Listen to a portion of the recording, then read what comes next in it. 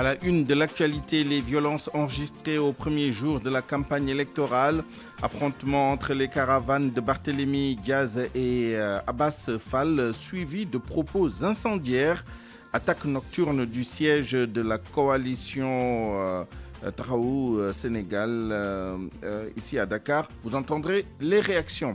Désistement en faveur de la liste départementale de Dakar. Le Parti socialiste désavoue l'intercoalition et maintient ses candidats dans le cadre de la coalition Jàmm ak Njëriñ. Dans ce journal, nous irons à Ziguinchor où les étudiants en lettres et sciences humaines ont bloqué l'accès pour protester contre la session unique. Les forces de l'ordre sont intervenues. Les manifestants décrètent une grève illimitée. À suivre, le journal international, le journal des sports et la revue de presse. À la mise en onde, Amady Ndiaye.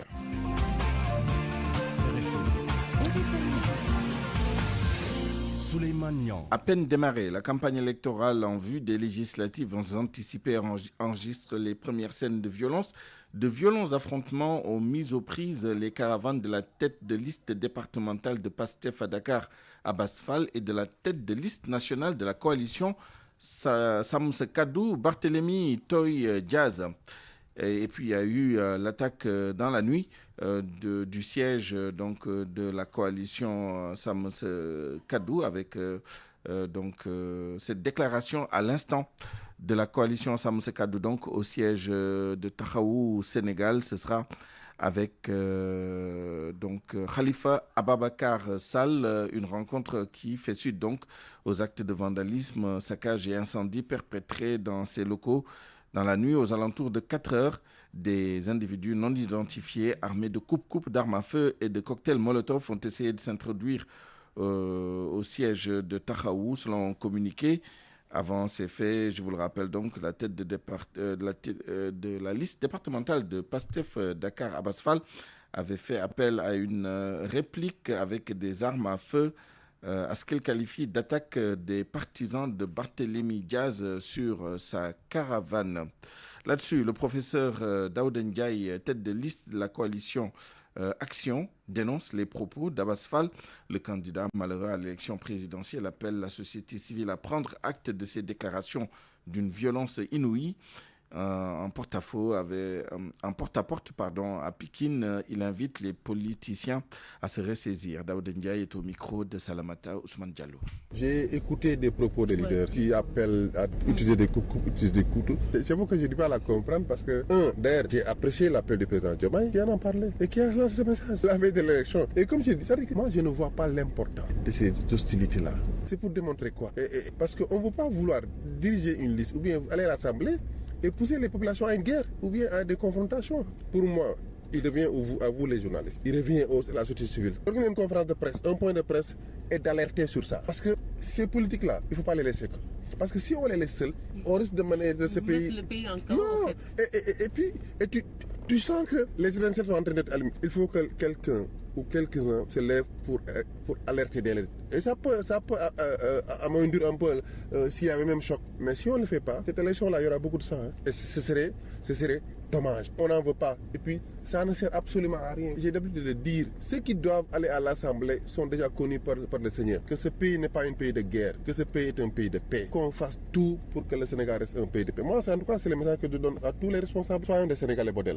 Autre réaction, certains citoyens rencontrés ce matin déplorent cette violence qui accompagne souvent les campagnes. D'autres invitent les candidats et les leaders politiques à faire preuve de responsabilité et à éviter certains discours haineux. Reportage Oumou Kalsoumli.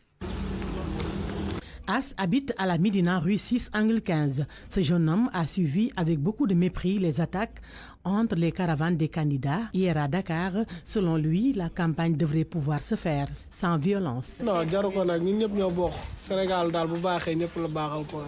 Xam nga ku mëna gagné mu jeex après ñu gouverner ñepp gérer quoi mais violence wax dëgg yàlla kenn rafetlu ko président bi ñu ngi koy woote na jàmm moom wax dëgg yàlla woote na tëdd na ñaaxanaay daal woote jàmm kon boog ñëpp war a ànd ak moom jàmm jaru xeex ñu ñëpp bokk fi boo fi gaañee sa frère nga gaañ boo fi gaañee jigéen sa sœur nga gaañ wala sa yaay jaru ko ñu ñëpp ñoo bokk. Dans ce même quartier réside Madame Préra. Elle est catégorique et s'oppose à tous les discours qui attisent la haine. Ce qui se passe actuellement, c'est inadmissible.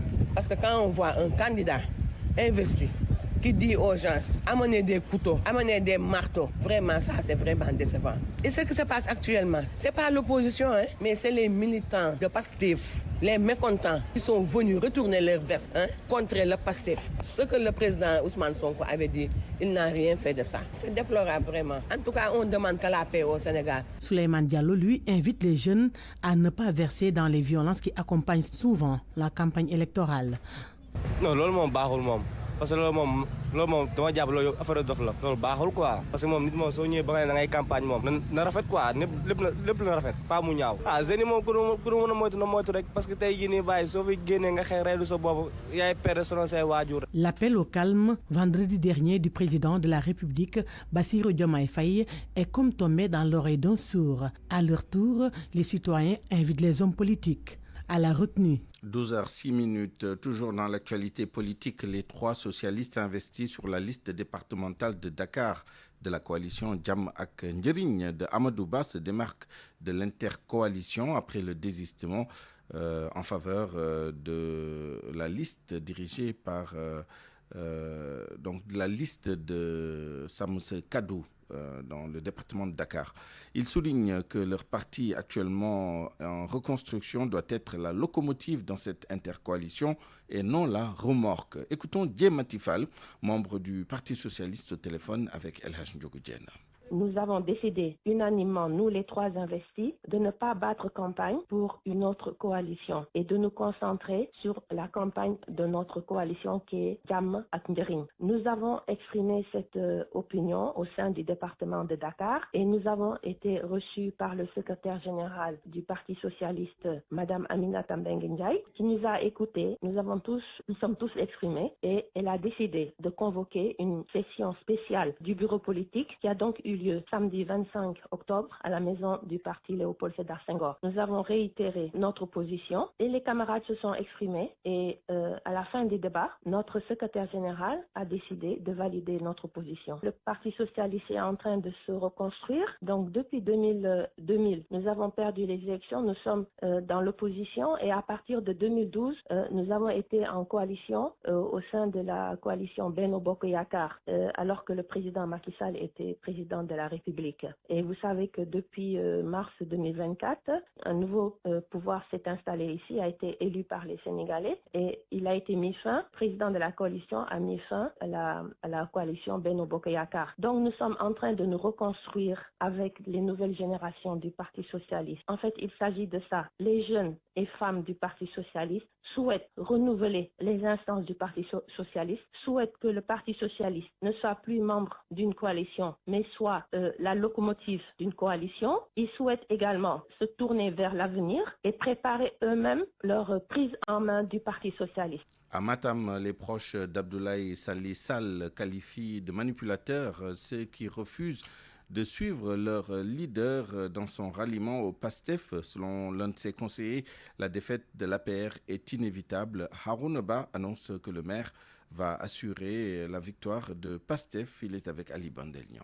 Donc ici, aujourd'hui, il n'y a pas un seul responsable politique qui est épargné de ce coup de défection. Alors Abdoulaye Saleh, étant un responsable comme tout le monde, lui aussi, il ne peut pas échapper à la règle. Sauf que maintenant, dire qu'il ne respecte rien derrière lui, ça c'est autre chose. Parce que des négociations ont été faites. Personne n'aurait aimé vraiment perdre la pointe d'Abdoulaye Saleh. Parce que vraiment, ça rendrait la compétition difficile et beaucoup plus chère et plus financière encore. Voilà. Donc, il y a des gens qui sont toujours là derrière monsieur le maire. Et le jour du 18, on le saura. Et en dehors de cela aussi, en vérité, même les conseillers municipaux qui ont fait la défection au niveau d'Abdoulaye Saleh, il y en a parmi eux qui vont perdre des hommes chez eux, qui vont dire que nous, on va continuer à cheminer avec le maire Abdoulaye Saleh. On en connaît quelques-uns qui disent que s'ils partent, nous, on reste avec Abdoulaye. C'est comme ça aussi. J'ai dit que personne n'échappera. Il n'y aura personne qui va échapper à la règle. Et même moi, en suivant Abdoulaye, je vais perdre quelques hommes. Oui, mais je vais en gagner d'autres aussi. C'est comme ça. Donc ça, c'est pas un problème. Le problème, c'est quoi? C'est qu'on a fait 12 ans de pouvoir avec Macky Sall. 14 ans de compagnonnage parce que le parti Abdoulaye l'a accompagné pendant 2 mandats. Il a terminé. Il a dit qu'il ne va pas se représenter pour une 3e fois. Il a désigné un candidat, suite à quoi encore, il s'est retiré vraiment de son soutien. Il a retiré son soutien à ce candidat au vu et su de tout le monde. Maintenant, qu'est-ce qu'il reste à faire? Que chacun reprenne sa liberté devant cette situation-là et fait le choix qu'il veut. Ce qui reste maintenant, c'est à chacun d'aller expliquer à ses hommes pourquoi ce choix. RFM, la radio de toute l'actualité. Chaude matinée à l'université Assane Seck de Ziguinchor ce lundi.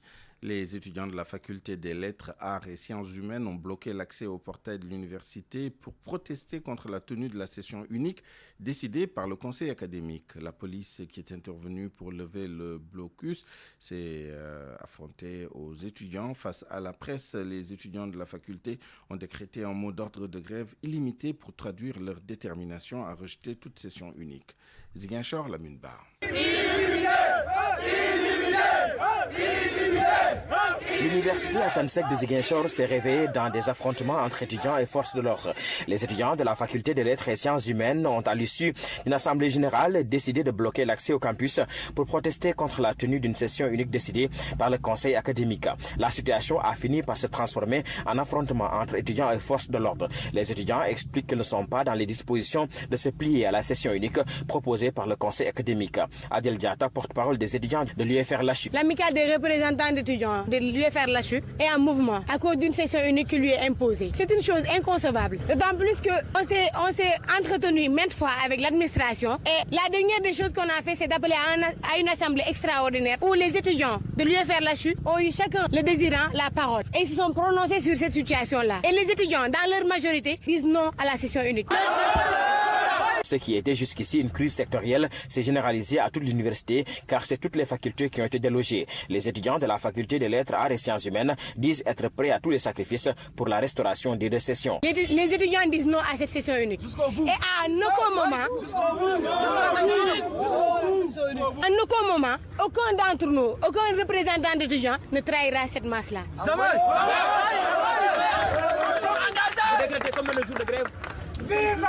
On était à 96, ensuite 48, 96, 48. Actuellement, on est à une grève illimitée jusqu'à ce que l'administration... La crise qui secoue la faculté de lettres, arts et sciences humaines de l'université Assane Seck de Ziguinchor depuis quelques semaines s'est étendue à toute l'institution. Le bras de fer entre étudiants et autorités rectorales risque de prolonger l'instabilité qui gangrène cette institution depuis quelques années. Lamine Ba, Ziguinchor, Radio Futur Média. Parlons maintenant de la menace qui pèse sur le programme national d'autosuffisance en riz avec les inondations dans la région de Matam. À l'heure actuelle, 300 hectares de culture sont perdus. Une catastrophe face à laquelle il faut d'ores et déjà sur laquelle il faut se pencher en élaborant un programme spécial pour sauver les riziculteurs qui ont tout perdu. Ali Bandelnion. Le fleuve Sénégal qui se retire sensiblement avec 8,21 m ce matin à la station de Matam, mais la crue occupe toujours le Dan des Maillots. En plus des habitations, des périmètres agricoles ont également subi de nombreux dégâts. À ce jour, plus de 3000 hectares de terre sont perdus depuis le début des inondations. Un sacré coup que prend le programme national d'autosuffisance en riz dans cette partie de la vallée du fleuve Sénégal. Moussa Mbodj est le chargé de la communication à la SAED de Matam.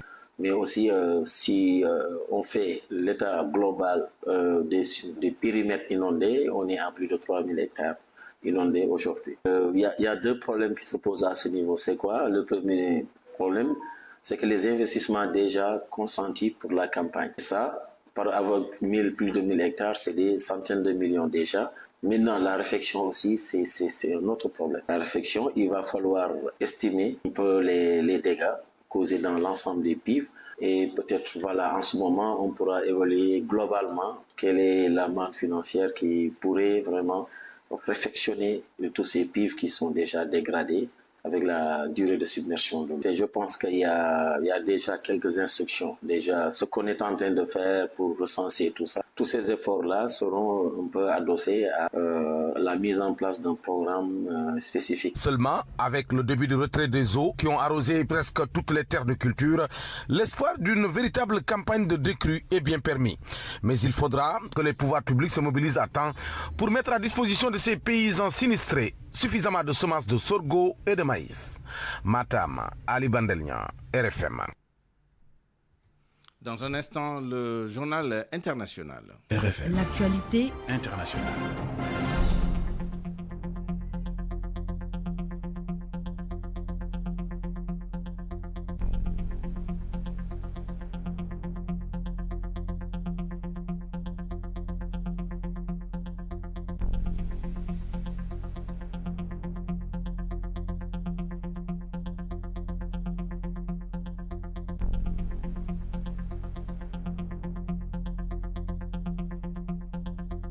Le journal international avec vous, Anna Rocha, bonjour. Bonjour Souleymane Niang, bonjour à tous. Au Tchad, une attaque de Boko Haram contre l'armée a fait une 40aine de morts. Annonce faite par la présidence du Tchad dans un communiqué qui précise que l'attaque a été lancée dans la nuit de dimanche à lundi dans la région du lac Tchad. Selon RFI, le président Mahamat Idriss Déby Itno s'est rendu sur place très tôt ce matin. Il a donné le coup d'envoi de l'opération Ascanit pour poursuivre et traquer les assaillants jusque dans leur dernier retranchement, selon la même source. On va en RDC. En RDC, en République démocratique du Congo, donc, le camp de l'ex-président Joseph Kabila s'oppose au projet de révision de la Constitution. Dans un communiqué publié hier soir, la coalition de l'ancien président a appelé à faire barrage à la réforme via une mobilisation. En 2015, on le rappelle, le camp de Joseph Kabila, alors au pouvoir, avait également tenté de modifier cette même Constitution, mais avait dû y renoncer sous la pression de l'Église, de la rue et de l'opposition. Salimata Ao. En RDC, le Front commun pour le Congo oppose un non catégorique et cinglant au projet de révision de la Constitution et lance un appel à mobiliser au peuple congolais. Dans son communiqué publié dimanche soir, le FCC fait dans la menace. Il soutient que le peuple va se lever pour défendre ses droits, sa liberté et sa souveraineté. Selon RFI, le président Félix Tshisekedi avait réaffirmé la semaine dernière sa volonté d'une telle réforme et évoqué la mise en place en 2025 d'une commission d'experts dédiée. Déclaration faite à Kisangani, sauf que le camp de son prédécesseur Joseph Kabila rejette les arguments avancés par le président Tshisekedi pour justifier son projet. La constitution de 2006 a été écrite par des compatriotes représentant la diversité de la nation congolaise. Le Front commun pour le Congo accuse le chef de l'État de se livrer à une machination politique pour détourner l'attention de son incapacité à assurer la sécurité. Il estime qu'une réforme constituerait un danger pour la paix, l'unité et la stabilité du pays. Au Mozambique, la crise post-électorale perdure. Depuis l'annonce des résultats de la présidentielle le 24 octobre dernier, le pays est plongé dans une crise violente. 11 personnes ont été tuées dans des manifestations de l'opposition, selon le Centre pour la démocratie et les droits humains. Plus de 450 personnes ont été interpellées. On fait le point avec Harisila. Ce sont 11 personnes qui ont été tuées dans des manifestations de l'opposition au Mozambique depuis la proclamation jeudi 24 octobre des résultats du scrutin présidentiel du 9 octobre 2024. Ces résultats ont attribué une large victoire au parti Frelimo qui est au pouvoir. C'est ce qu'a affirmé dimanche une ONG mozambicaine. Plus de 450 personnes ont été interpellées en marge de ces manifestations qui ont essaimé un peu partout dans le pays, dans le contexte de contestation des résultats, notamment par l'opposant Venancio Mondlane, qui a revendiqué la victoire à l'issue du scrutin, a affirmé le Centre pour la démocratie et des droits humains. Maputo, la capitale, a compté le plus grand nombre d'interpellés, avec 370 arrestations, y compris les mineurs et de personnes vulnérables, dont certains n'ont aucun lien avec les manifestations, si l'on se fie toujours à l'ONG. Cependant, l'ONG assure que quelques 85 personnes injustement emprisonnées ont depuis été relâchées et ajoute que des dizaines de personnes ont été blessées et donc certaines reçoivent des soins à domicile par crainte d'être arrêtées par la police. Et pour terminer cette visite d'Emmanuel Macron au Maroc, le président français et 9 ministres sont attendus à Rabat ce lundi pour une visite d'État qui doit durer 3 jours, un séjour pour acter la réconciliation entre Paris et Rabat. Merci Anna Rocha. RFI Sport.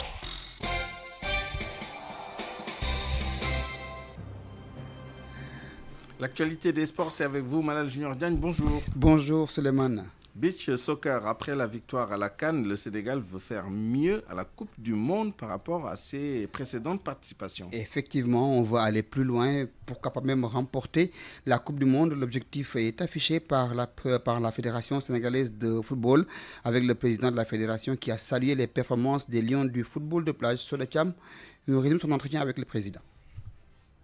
Sodetiam que nous allons écouter dans une poignée de secondes. En attendant, faisons le point sur le tournoi de l'UFOA avec la suite des phases de poule aujourd'hui à 16h à Ladjor avec l'équipe de la Gambie qui joue contre l'équipe du Libéria. C'est dans la poule du Sénégal. Demain à Thiès, on aura Mali contre la Mauritanie. À l'annexe du stade Maître Abdoulaye Wade à Diamniadio, la Guinée-Bissau jouera contre l'équipe de la Sierra Leone. Retour sur le beach soccer avec les ambitions du Sénégal. Sodetiam, qui est actuellement à Hurghada, nous fait le point. Sur les 8 trophées remportés par l'équipe nationale du Sénégal de beach soccer, le président de la Fédération sénégalaise de football en a soulevé les 7 en tant que patron du football sénégalais. Maître Augustin Senghor s'en réjouit et souligne que ce trophée sur une nouvelle forme est un peu particulier. Et surtout, il faut le dire, le premier trophée sous le nouveau modèle que nous gagnons. Mais il faut savoir aussi que pour moi et pour nous autres Sénégalais, quand on venait ici, on se disait qu'on va jouer la CAN la plus difficile. Et que si on ne savait pas se remettre en cause, on n'y arriverait pas pour conserver notre titre parce qu'il y a beaucoup d'équipes aujourd'hui qui sont en train de nous challenger, de travailler pour mettre un frein à notre hégémonie.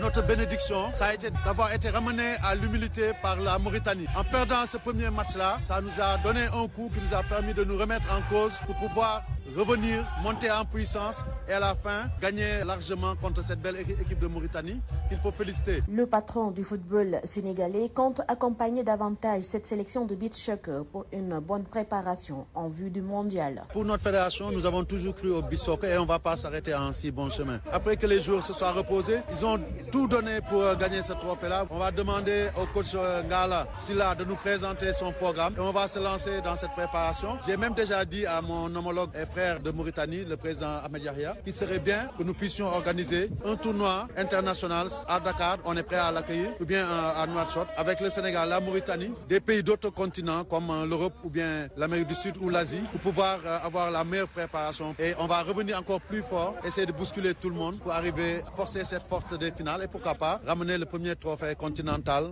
de beach soccer en Afrique. La prochaine Coupe du Monde de beach soccer est prévue aux îles Seychelles du 1er au 11 mai 2025. Sodetiam, Hurghada, Égypte, Radio Futur Média. Le football sur le gazon en Angleterre avec cette nouvelle qui vient de tomber. Manchester United, qui est dans une phase difficile en Première Ligue, vient de licencier son entraîneur Erik ten Hag pour résultat insuffisant.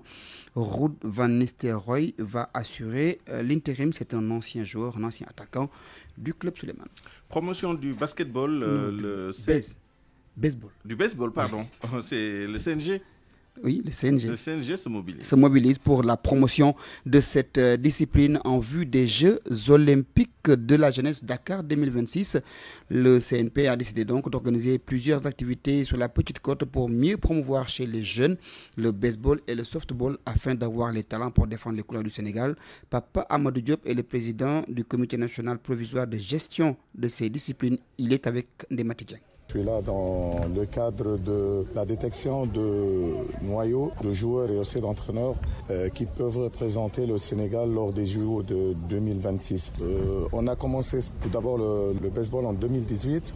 Nous sommes champions d'Afrique en titre maintenant. Dernière semaine, on a été, avant d'avoir le nouveau classement, on a été classé 2e mondial après le Chinese Taipei. Donc on a toute l'expérience à apporter au Sénégal ici, technique, peut-être physique aussi, tactique aussi. Si le président s'adresse à notre fédération, à notre président, oui, pourquoi pas. Peut-être qu'il puisse venir chez nous ou même on vient chez vous aussi. On va peut-être, si vous demandez, un programme d'implantation comme on a fait en Tunisie. Maintenant, en Tunisie, on a, je crois que nous sommes le seul pays au monde qui a 2 divisions, première division et deuxième division. Donc, pourquoi pas, oui. On va partir à la fin de la semaine. Puis après, ça dépend du programme de la WBC parce que nous sommes là, moi et mon coéquipier, sous le drapeau de la WBC. À tout moment où ils vont nous faire appel, on sera là sans problème. Voilà Suleiman, c'est tout pour les actus sport de ce lundi matin. Merci Maël Junior Diagne. Autoroute de l'avenir et ses stickers rapido. AAS, Association des assureurs du Sénégal, vous offre votre revue de presse. La revue de presse avec Mohamed Ali Mouba. Bonjour. La campagne électorale, 21 jours pour convaincre. Ça démarre timidement, mais ça clash déjà, constate Walfatri. Le Soleil, lui, pense que Pastef démarre en trombe. Ce sont les autres qui sont au petit trou. Source qui semble ne pas être d'accord relève qu'il y a eu meeting presque partout. Barthélémy Diaz de Sam Sakado a profité de son face-to-face avec les populations de la commune de Biscuiterie pour faire feu sur Diomaye et Sonko, qualifiés de politiciens incompétents. Un meeting d'ouverture de la coalition Diamak Ndiering à Guédiawaye, Amadouba a tensé lui aussi les tenants du régime. Ils sont trop lents et ils traînent. Le défi de Pastef selon Sonko, c'est 150 députés ou rien. L'observateur parle de départ de feu. Le journal résume la problématique. Ainsi, Pastef, c'est une enquête du journal sur la capacité de Sonko à éteindre les flammes de la controverse. Amadouba et son plan de réduction du coût de la vie, Barthélémy en croisade contre le mensonge d'État établi en règle. Mais à peine la campagne a-t-elle démarré que la violence fait rage. Hier, le convoi d'Abbas Fall a été attaqué selon le journal Les Échos. Ses militants blessés, certains agressés, des véhicules endommagés. Abbas Fall lui promet une riposte foudroyante et invite tous ses militants à s'armer. Les politiques ont en tout cas 21 jours pour convaincre les électeurs et les enjeux de cette campagne selon le journal Le Quotidien sont énormes. Oui, la guerre des 4 grands. Pastef recours à la transhumance pour éviter une déroute. Amadouba veut se peser, Macky joue gros, Barthélémy cherche à devenir incontournable. L'universitaire, le professeur Ella Choumar Diop, dans le journal Sud Quotidien, rappelle en tout cas que jusque-là, aucun président n'a été désavoué. L'exécutif a toujours eu les moyens de gouverner. Mais Madiambal Diagne, invité du grand jury de la RFM de ce dimanche, membre de Diamak Ndiering, pense que les temps ont changé. La base électorale du pouvoir en place s'est considérablement érodée. Et Sonko a par ailleurs négocié la loi d'amnistie avec Macky Sall avant de sortir indique public. L'observateur s'est entretenu ce matin avec Aliou Sall, l'ancien maire de Guédiawaye, sur les raisons de sa présence dans la coalition d'Amadouba, les menaces qui pèsent sur son frère Macky Sall, l'affaire Franck Timis et le pôle judiciaire financier. Mais déjà, il confie qu'il est tout sauf rassuré. Le Quotidien constate que le nouveau régime, c'est la promotion des antivaleurs, régime des promesses non tenues. Le Quotidien parle d'arnaque Pastef. Le journal note qu'en accueillant en masse des responsables de l'APR, Ousmane Sonko se régnit et entraîne la colère des Pastéfiens. Le confrère ne croyait pas si bien dire, car hier seulement, Ousmane Sonko a reçu une vague de transhumants, Dourabalté dans la sauce, tout comme les autres. Le journal LAS vous explique tout en page intérieure. Commentaire de sucré salé du quotidien. L'heure est au calcul. Comme dans beaucoup d'élections ces dernières années au Sénégal, nombreuses parmi les 41 listes qui présentent des candidats aux législatives n'ont pas beaucoup d'illusions sur leurs chances. Certaines sont même financées par des gens qui voudraient gêner des adversaires plus sérieux. Quand cela n'est pas possible, eh bien, les ténors, comme le leader de Pastef, n'hésitent pas à ravaler leurs engagements et à encourager la transhumance. Nous sommes à l'heure de grands calculs dans les états-majors. Le nôtre est tout simple, dit le journal, que le Sénégal en sorte une fois de plus victorieux. À la une du journal Sud Quotidien, le trafic de produits de la faune au Sénégal verrait dans la loi qui favorise le braconnage, un code de la chasse et la protection de la faune caduque, le parc national Nyokolokoba sous l'étau des braconniers, vers une stratégie nationale de lutte contre le trafic et la réforme du code de la chasse. Et puis Cannes Beach Soccer, 8e titre dans 5 consécutifs pour le Sénégal. Les Lions, tels des monarques bûcheronnent le journal Sud Quotidien. Le journal LAS note que l'équipe nationale de beach soccer a remporté samedi dernier à Ouganda en Égypte son 8e trophée en Coupe d'Afrique des Nations. Le journal relève que les Lions ont battu les Mourabitoun de la Mauritanie par 6 buts à 1. C'est le 5e trophée de sud du Sénégal. Le pays hôte, l'Égypte, a été défait par le Maroc qui s'est adjugé la médaille de bronze lors du match de classement. Bonne lecture à tous. Autoroute de l'avenir et ses stickers rapido. AAS, Association des assureurs du Sénégal, vous ont offert votre revue de presse. C'est la fin de cette édition à 12h30. Je vous remercie de l'avoir suivi. Merci à toute l'équipe qui l'a préparé et réalisé. El Hadj Ndiogou Diène à la rédaction en chef, chef d'édition Salimata Aou, à la mise en onde Hamadi Ndiaye, à la production Cheikh Tidiane Senghor. À 13h, vous avez rendez-vous avec El Hadj Ndiogou Diène pour le grand journal en Wolof. Dans un instant, Le journal de la campagne à la présentation Georges Détié Diop. Excellente suite des programmes sur la radio Futur Média.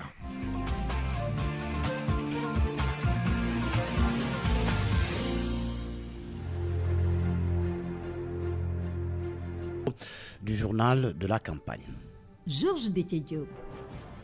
La campagne a pris son envol hier. Aujourd'hui, les coalitions semblent appuyer sur l'accélérateur. Meetings, tournées, caravanes et rassemblements sont à leur programme.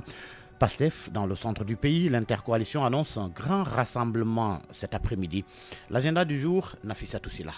Au programme, ce lundi 28 octobre, la coalition Arsenu-Momel, qui est depuis hier à Kaffrine pour lancer sa campagne, compte investir aujourd'hui toutes les communes du département de Malem-Hodar. La Fédération du Renouveau de l'ancien ministre professeur Diegansen sera à Rufisque.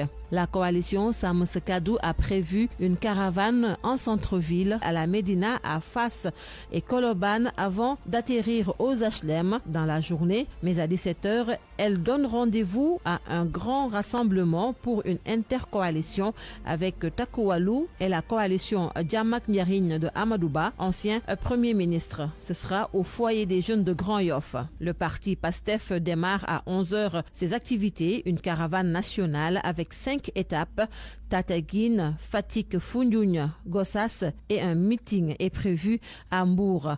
Andebessa, le Sénégal de Abdoulaye Sylla tient 2 caravanes à Gossas et Diourbel avant de boucler avec un meeting. La coalition Andedole Ligue Kati d'Insa Dieye se rendra elle à Pikine. La coalition Waref d'Amadouba Akile rallie présentement Saint-Louis avant de se rendre à Dagana, précisément à Amban et Mokhal, puis péter son village à Podor. Birania Yawan de la coalition du secteur privé sera à Dakar. Mais dans les départements de Guédiawaye, Pikine et Kurmassar, Abdou Karim Sall, tête de liste de la coalition Andetiko Loutengir Sénégal, sera lui à Touba, Darussalam et Mbaké. Hier, la journée a été marquée par les hostilités entre Barthélémy Diaz et Abbas Fall. Les 1000 milliards trouvés dans un seul compte selon Ousmane Sonko et les promesses de Amadouba à Guédiawaye ou encore la visite d'Abdoulaye Sylla à Touba. Actu campagne, Fama Dione. Abbas Fall dans tous ses états, la tête de liste départementale de PASTEF à ses militants.